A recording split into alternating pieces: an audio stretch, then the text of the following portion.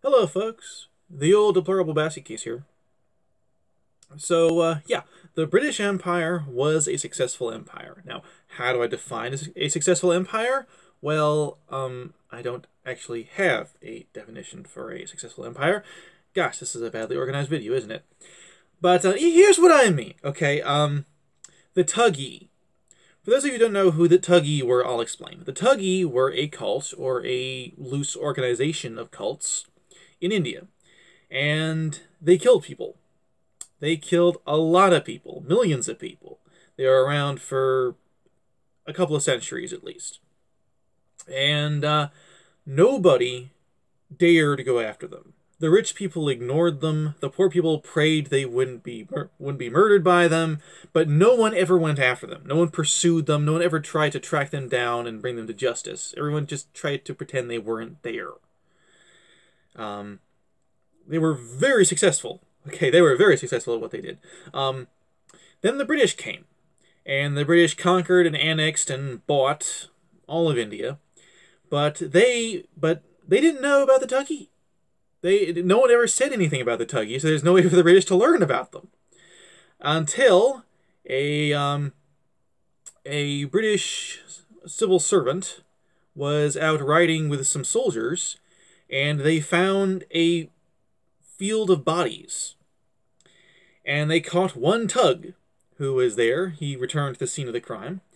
So they arrested him, and under threat of hanging, he agreed to turn King's evidence and turn it in his fellows. And so the British civil servant, I can't remember his name now. Damn. Like I said, badly organized video.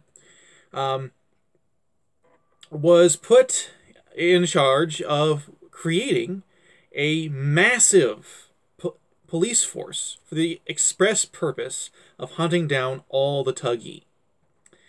And it was actually a very advanced police force. It was probably the first really modern police force in the world. It was in India. Go figure. So they had this big black book. And in this big black book, they wrote down everything they knew about the Thuggee. Every story, every rumor, everything they knew about how the Thuggee operated, how they killed people, how they trapped people. And one of the important things they did was they took all this information and they spread it out. They told people about it so that people could know how to defend themselves from the Thuggee. But in this entire black book, there's only one single mention of a British person. In the book, the guy is referred to as an Englishman because people call it the British English. Which, speaking as a fellow of Welsh, Scotch, and Irish ancestry, I find a little insulting. But I digress. So in this big black book, there's only one mention of an Englishman. And now we don't actually know if this guy was actually English. He could have been Irish or Scotch or Welsh or American or Dutch. He could have been a whole host of things. But he was referred to by the Thuggee as an Englishman. And they mentioned this Englishman because he was traveled. He was traveling across India, and he traveled through an area where there were a lot of Thuggee. And the Thuggee did not dare to touch him because he was English, or British, Scotch, Welsh, American, whatever. And not only did the Thuggee not dare to touch him, but everybody knew that the Thuggee did not dare to touch him, and so people actually traveled with him for safety. And you know, that didn't happen by accident. Okay, the British, and before them the English, spent a very, very long time making it clear to everyone all over the world that people don't fuck with them. Okay, the War of Jenkins' Ear is called the War of Jenkins' Ear because it started because a Spaniard cut off Captain Jenkins' ear. Okay, that was enough to start a war. And so they spent literally centuries going around and making sure that nobody would ever dare to attack them. Make sure that nobody would ever dare to attack their citizens. And it worked! The Tuggy! Fantastic killers. For 200 years, they killed millions of people. No one ever dared touch them. Would not dare touch an Englishman. Or Scotch, Welsh, Irishman, whatever. So that is absolute evidence that they were a successful empire. And the way they ended was actually a fairly good way for an empire to end, compared to some other empires. I shouldn't name names. But, yeah. So I such a cool thing.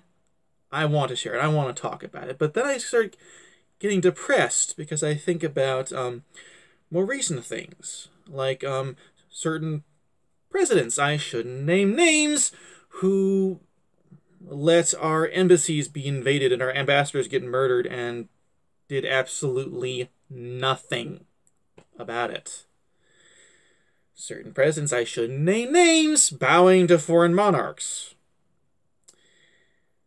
You know, up until quite recently, until a certain president, I shouldn't name names, the President of the United States did not bow to a foreign monarch. Not once. Ever. This is not a rule. It wasn't a law or a tradition. It was a fact. It was a positive statement on the equality of human beings. A really important thing. And then this particular president came along and... fuck that. Anyway, that's all. Thanks for watching. I hope you've found this educational, or enjoyed it at least. And that's all. Please comment below with anything you had to say. I'd like to know what you think. Have a good night, and God bless.